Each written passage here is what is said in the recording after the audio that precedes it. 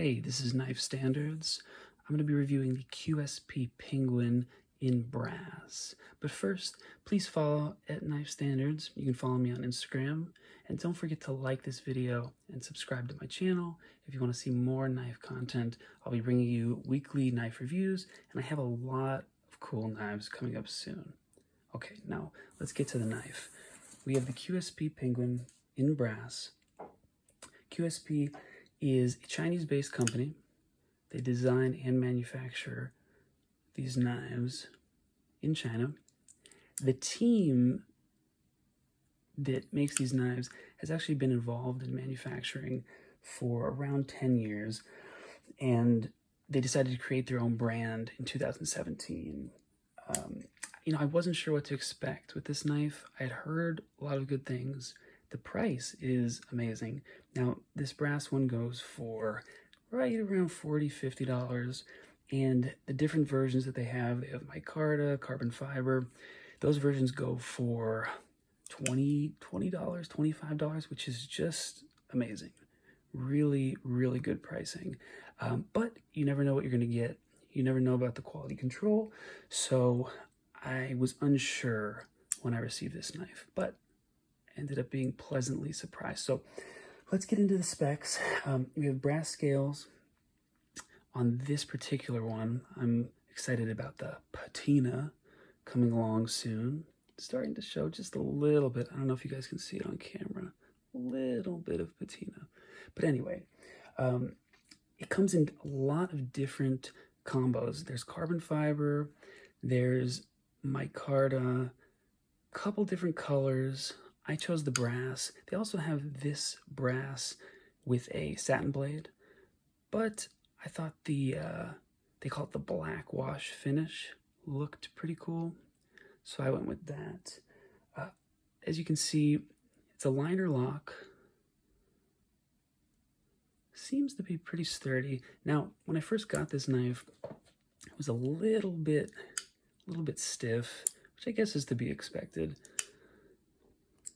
Now it fires really smoothly. So it's definitely broken in and gotten better with time. On the back side, we have a reversible deep carry pocket clip. I love the deep carry. Very nice. And of course, this is a sheep's foot blade. Now, it came pretty damn sharp from the factory, which is a good sign. On this side, we have lanyard hole, which I'll never use. But back to the blade. Sheep's foot, they call it a black wash finish. I mean, you guys can see, it looks like a stonewash-ish.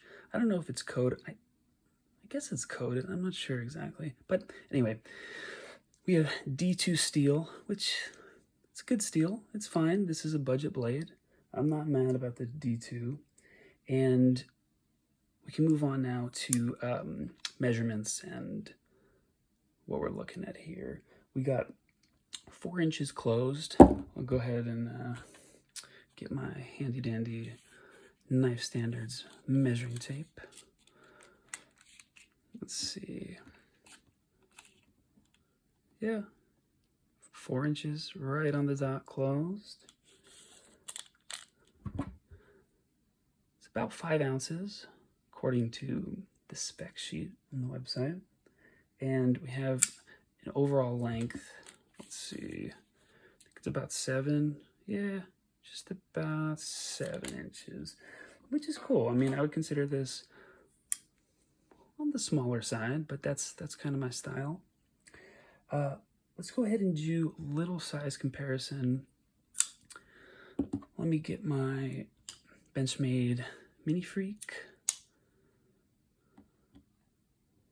Very similar, actually. Very similar. We have a 3-inch blade on the Mini Freak and 7 inches overall. So very good size comparison. Similar sizes.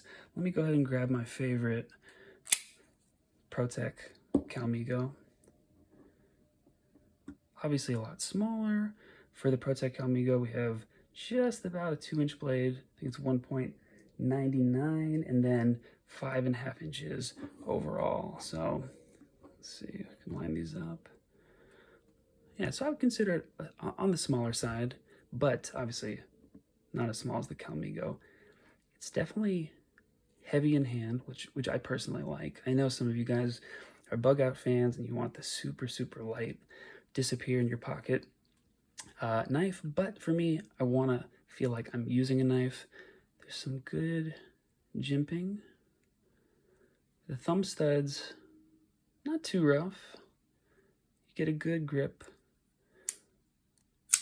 Yeah, and the action has just gotten better. The more I've used it, the more I've carried it. So I'll go ahead and put my Mini Freak and my Calmigo away. Back to the QSP. Now, so far, I'm impressed. I like this knife a lot. I wasn't sure what to expect with the price, and it's out of China, which is not a bad thing, but everyone is into American made. And what's happening lately is these knives from China are able to do almost as good, if not better knives, and keep the quality really high.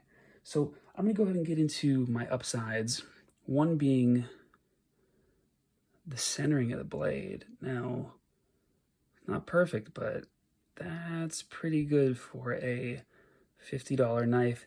And if I get the micarta version, it's a $25 knife. So really nice blade centering. It's good quality. It feels like it's well made. And apparently, according to QSP, they're really fanatical about quality control, and they don't let any lemons get out of the factory. Now, this is the only QSP I have so far, but I'm really looking forward to getting more in my hand and testing them out to see if that is indeed true. Now, another upside is it's just damn good looking. I mean, especially this brass. I haven't felt the micarta. I know they have a blue jean micarta, but this brass is just really, really great. Of course, the blackwash blade. I love the look of that. Nice contrast, kind of black thumb stud, black pivot, black deep carry clip. Really good color combo. So that's always a plus in my book. Now, for the downsides, I think there's only a couple. Number one being the screws here.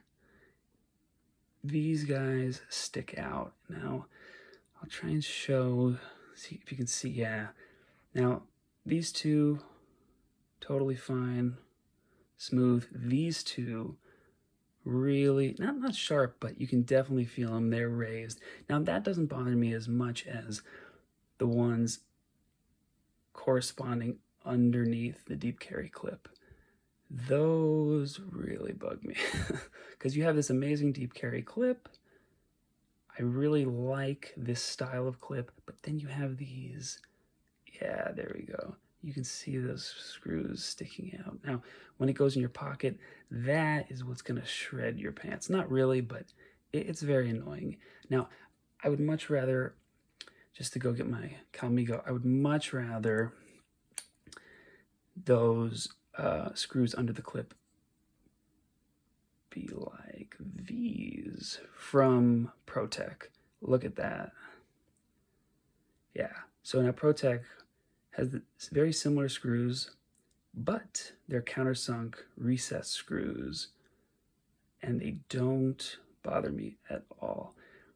For me, ProTech is one of the standards in clips and in countersunk screws. Now, if only they could get rid of those, which I think they can. I think that they can make a big improvement just by getting those to be recessed. Other than that, this is a damn solid knife. It looks great, it's affordable, and the quality control is solid so far.